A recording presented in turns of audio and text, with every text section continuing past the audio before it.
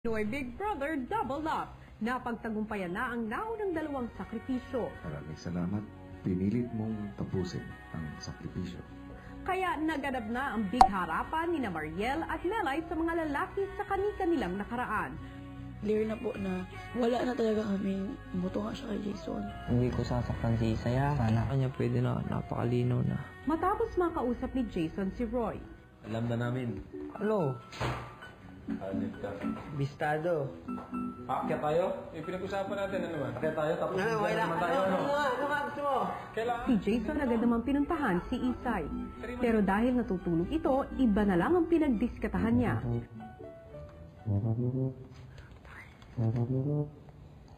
Ano? Pinapakuha ni Big Brother.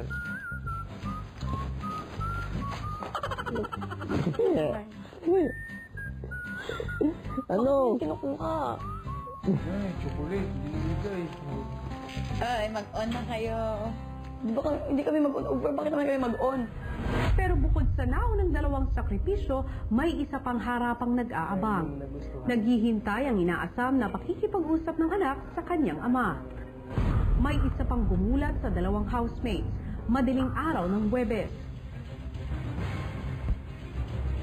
Bakit sila kinuha ng ninjas? At kaya rin kaya nila Jason at Johan tagalan ang white room para sa isang bahay at lupa.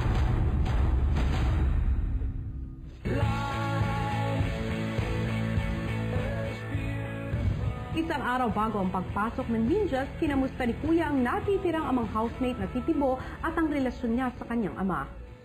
Basta narinig ko lang po, sa upol na yun siya nagtatrabaho. Ay, katira po. Yun lang po yung pagkaalam ko. Kailan ang huling pagkakataon na nakita mo siya, Tibo? Ano lang po, 13 years old lang po ako eh. Siguro ngayon, 34 na ako. Mga 21 years na siguro po, kuya. At ano-ano ang mga bagay na ayaw mo sanang maranasan ng iyong mga anak? Yung iniwan.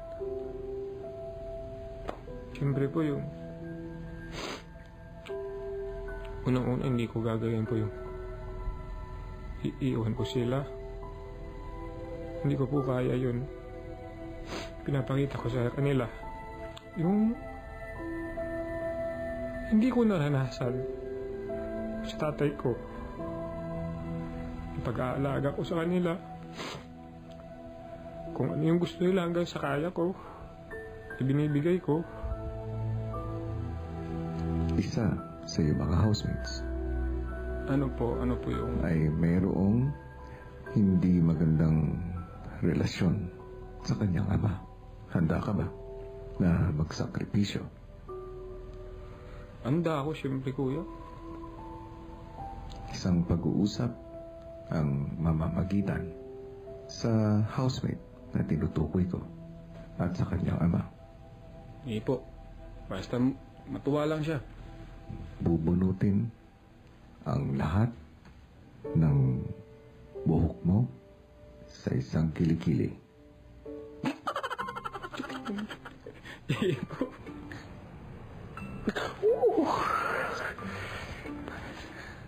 Tinatanggap mo ba ang sakripisyo na ito? Tanggap!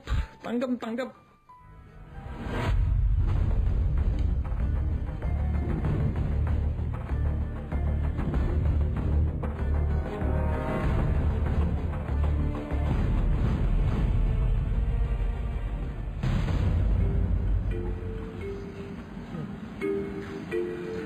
Ang hindi alam ni Tibo ay napapanood ng housemates ng kanyang sakripisyo. Ano yan?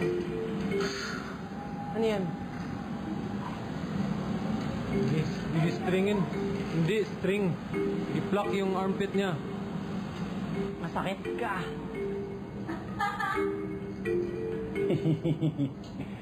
Namumula na tayo ang kilig. Diretso!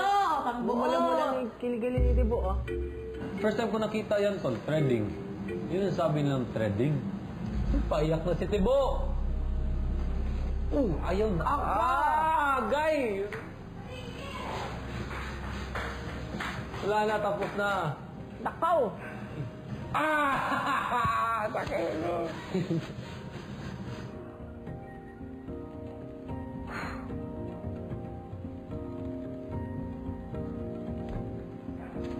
Grabe sakit ko eh. Parang tinaga yung kilikili ko, kuya, sakit. Tapos pinawisan po yung legs ko, tsaka yung tuhod, tsaka yung pao. Parang ako nawala ng lakas, sakit. Tapos na po. Ito, naging bimbol roko po. Kasi sakit. So, Lord of Mercy. Nagmukhang chorizo. Paring Tibbs, saan ka galing? Basta kain muna ako. Ha? Kain muna ako, gutom ako. Gutom ka? Saan ka galing? Tagal mo naman. Galing. Ha? Basta, gutom ako. Saan ka galing? Kain mo lang. Saan ka galing? Saan ka galing? Gutom ako, tagalag. Nawala ata ang pagka-man of steel mo. Biro mo naman sinulid yung ginamit. Pwede naman puller para diretso na. Sakit!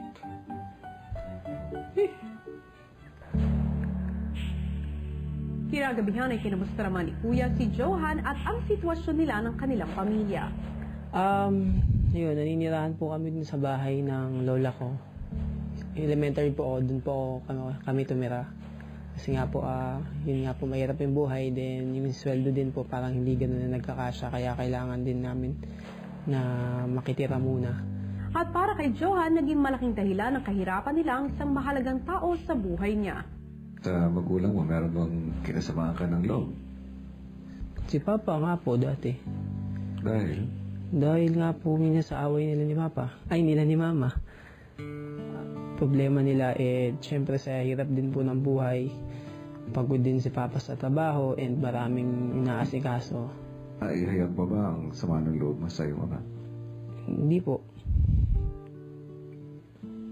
Takot ako sa tatay ko. Bakit? Yun lang kuya, na natatakot lang ako na makausap ko siya, nasabihin yung tampo ko.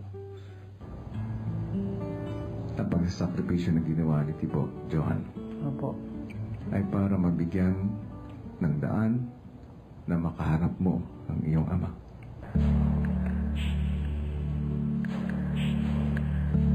Sa kanyang paghihintay, walang kamalay-malay si Johan na ang sumusundo sa kanya ay ang sarili niyang ama.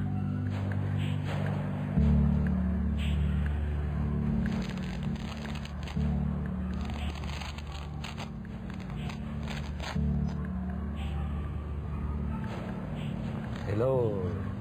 Tara na. Basta na.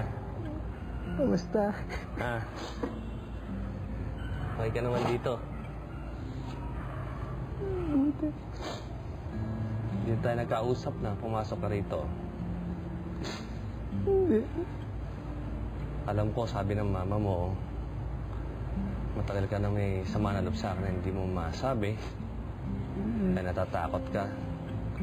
Saka, wala naman tayong magagawa. Talagang hirap tayo sa buhay ng mga panahon na yon.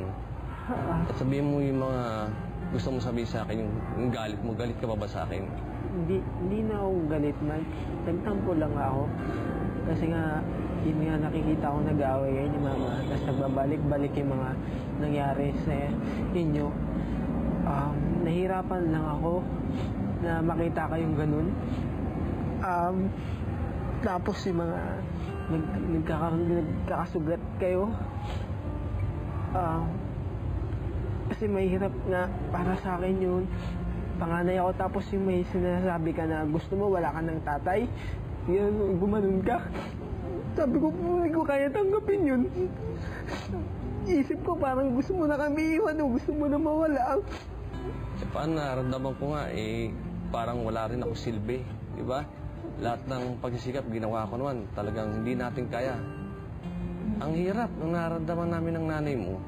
Diba? Alam ko, mahirap din. Pinilit mo magtrabaho. Pero proud kami sa'yo. Lahat ng nakakita sa'yo, kami mga tita mo, mga pinsan mo, mga kapitbahay, proud na proud sa'yo. Sana ma-realize mo rin yung paghihirap namin ng mama mo. Basta pa kung ano mo yung naging kasalanan nyo o naging sana patawarin na rin natin yung isa't isa. Sana tanggapin na lang natin na ngayon, ginawa yun dahil para maging magsama-sama pa rin tayo. Ay, saya po, magaan sa pakiramdam na Masaya po na nakita ko ulit siya. Tagay tayo. Tagal na tayo hindi nagiinuman eh.